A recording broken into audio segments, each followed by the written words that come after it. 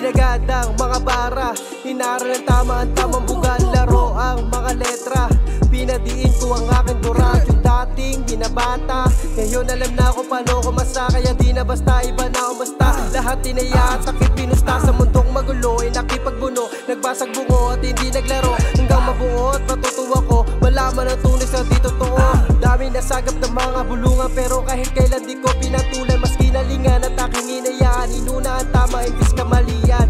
Inuna ang tama imbis kamalian, para hindi masabihan ng kahit ano. Pero kahit ganon, wala na dapat patunayan. Marami pa rin masasabi, patalikod ko dumali.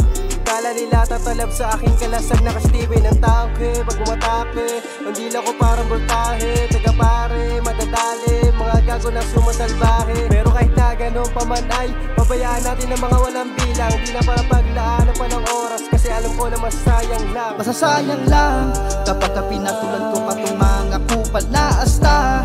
Naasti pero wala namang bilang, at alam ko naman na walang patutunguhan. Ang ganitong sitwasyon ay dapat tinutulugan, kaya wala akong sagot kundi back yun na lang. Pahala kayo sa buhay nyo, diyan ka na lang.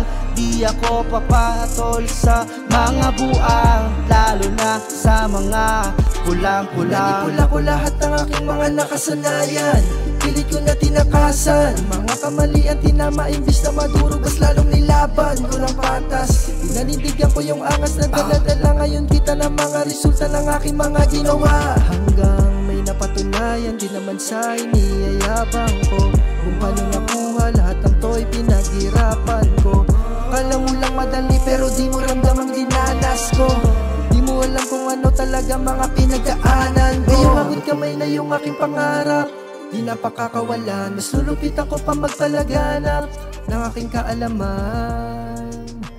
Wala nang dapat patunayan, nakatagos na ako habang kayo'y tinatawanan.